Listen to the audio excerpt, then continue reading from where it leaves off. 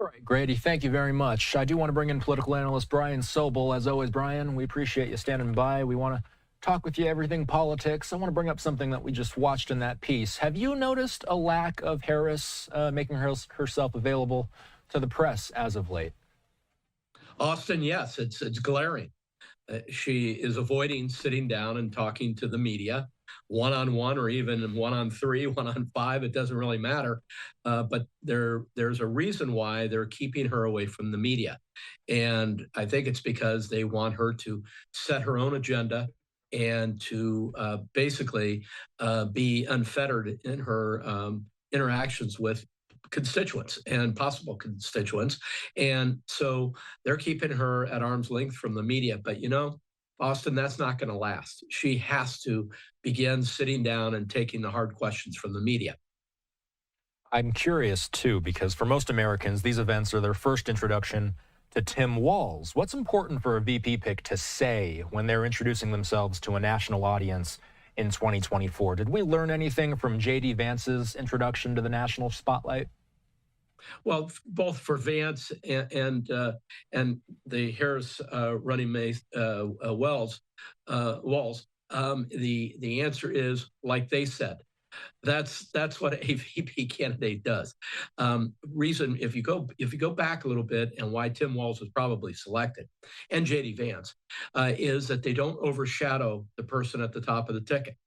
If you look at the other two people who may have been picked by Kamala Harris, in Josh Shapiro of Pennsylvania or Mark Kelly of Arizona, both of those individuals are big personalities and might have usurped Kamala Harris in her approach to how she wanted to run for president. Similarly, Donald Trump selected J.D. Vance, who is somebody who looks like he's going to be, in a sense, mentored by the former president. And so he, too, fits into a certain bucket that is looked for by presidential aspirants when they pick a vice presidential candidate. What's the importance of Wisconsin and Michigan specifically? That's where we saw both campaigns today. Well, as swing states, they are up for grabs. And for a while, Trump was running very well there against a debilitated Joe Biden. And it's not unexpected that when Joe Biden was replaced, that Kamala Harris would receive a bump.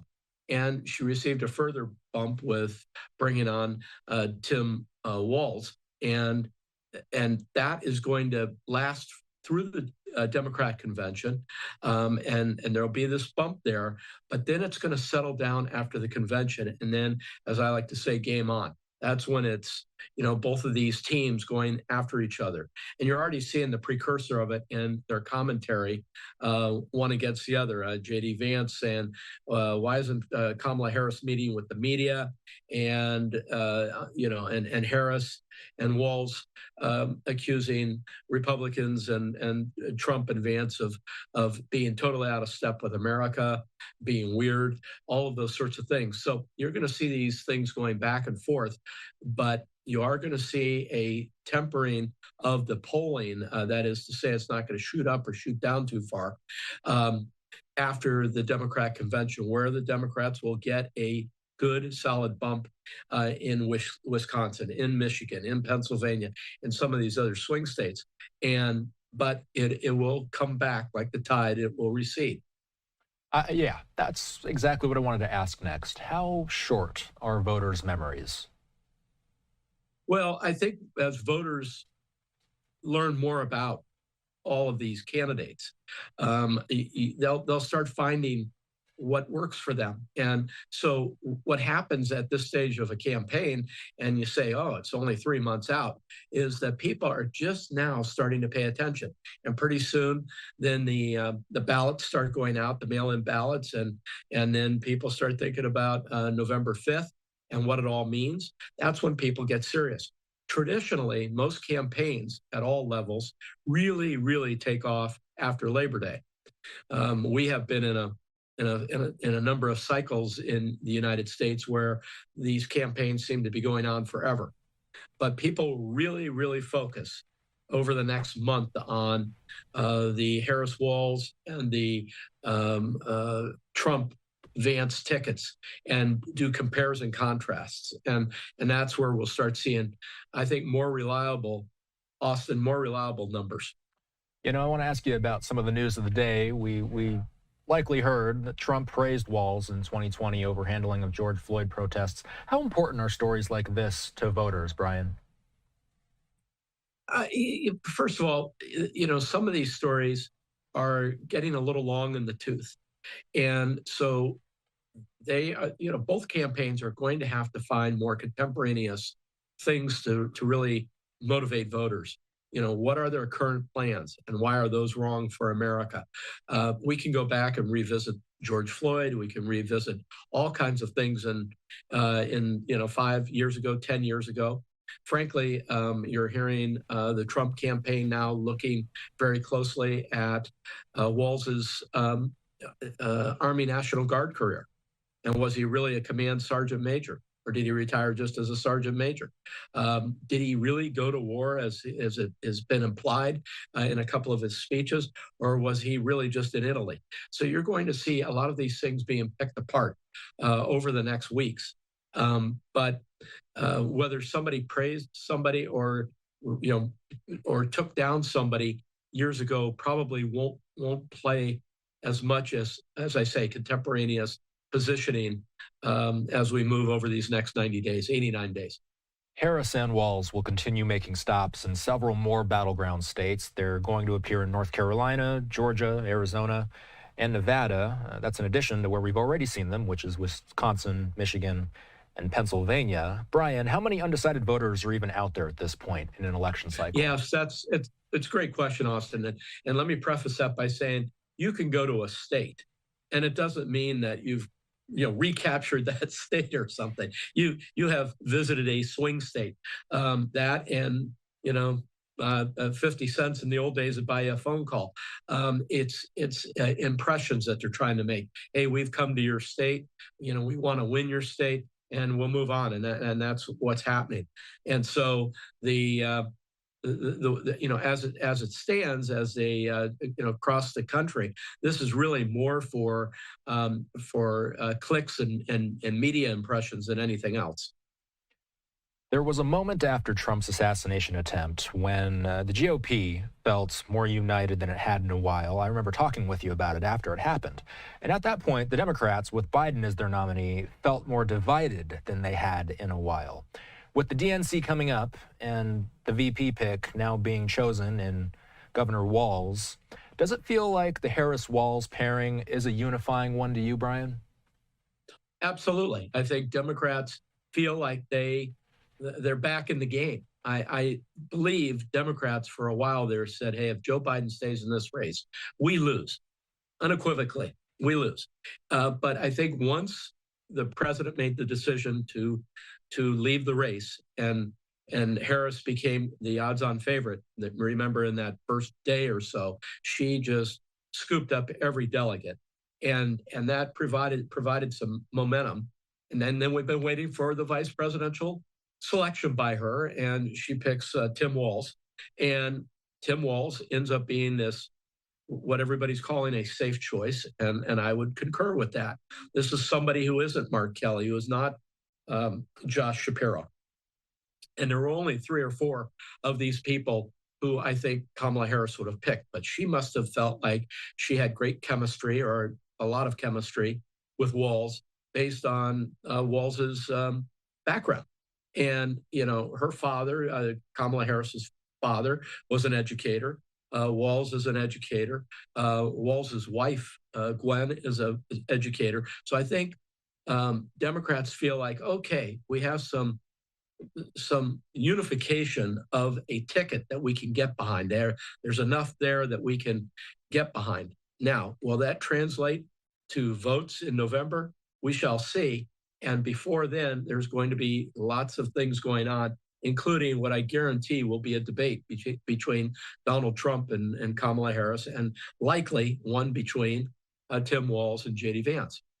From your perspective, does it feel like they're going to have to find, because right now that is something that's still up in the air. It has not been confirmed whether or not the vice presidents or the presidential candidates will actually face each other. In your opinion, would that be in the interest of both candidates to do this? Absolutely. I think Kamala Harris would have to look like a president and be able to handle the many issues that she's going to be asked in a debate.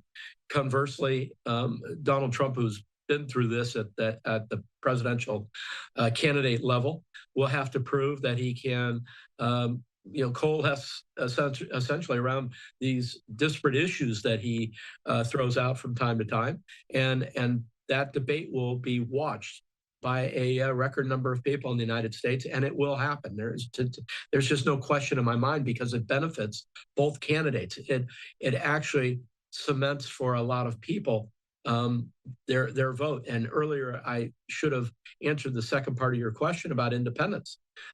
There is a slim number of people in the United States who are undecided because, yes, people didn't know Tim Walz, but they probably didn't know J.D. Vance very well either. I mean, these are two people that were not national people. But now we're learning a whole lot more about these two individuals. And of course, Kamala Harris was a known personality and Donald Trump was a known personality. But I think independents are still out there trying to decide who they're going to vote for. And if this thing is a razor-thin election, which I think this is going to come down to, then both of these candidates have a reason why they want to debate, because they want to say to the independents and also Democrats who might slightly lean Republican, or Republicans who might slightly lean Democrat, that, hey, I'm your person. And so it's going to be very, very important. And I think I would go as far as to say a debate is unavoidable. I'm seeing Walz being referred to as a happy warrior. Does it feel like, with much of the harsh language being used on both sides of the aisle, that there is some sort of yearning out there for happier verbiage as these candidates progress into November? I think what the American public wants is civility. And if happy warrior equals civility, I think that'll play well. And frankly, that is Tim Walz's reputation when he was in Congress for 12 years. He certainly put forth his ideas, but he did get along with Republicans, and there are Republicans who liked him very much. He was at one point one of the most popular, quote unquote, bipartisan members of Congress, because they survey everything in the Congresses in which he served. And so he did get along with Republicans. And he's the kind of guy that, if you've watched him over time, when he's speaking about opponents, he doesn't have to tear them down. He actually says, hey, they believe what they believe. I think they're wrong. Here's what I think is the right answer. And he does it with a smile. And maybe that, Austin, is a little bit of the getting along with young people teaching, or football players when you're a coach, or getting along with troops when you're an Army Guard sergeant. Who knows what it's from, but people's skills are really, really a big deal. Before we let you go, what are the stakes of the upcoming convention in Chicago? The Democrats can't get it wrong. And by that, I mean there can't be obvious division. There can't be positions put forth that a lot of Americans are not going to embrace. They've got to stick to a core number of issues. They've got to be, Austin, as disciplined as the Republicans were at their convention, because the Republican convention was outstanding and totally disciplined, marched to the same drum. The Democrats would do well to emulate the Republican convention. And if they do, they'll come out with a nice bump. Brian, good to see you as always. Take care. Have a good night. Good to see you, Austin. Have a great evening. All right, let's slide away for a quick commercial break. We're back in 2.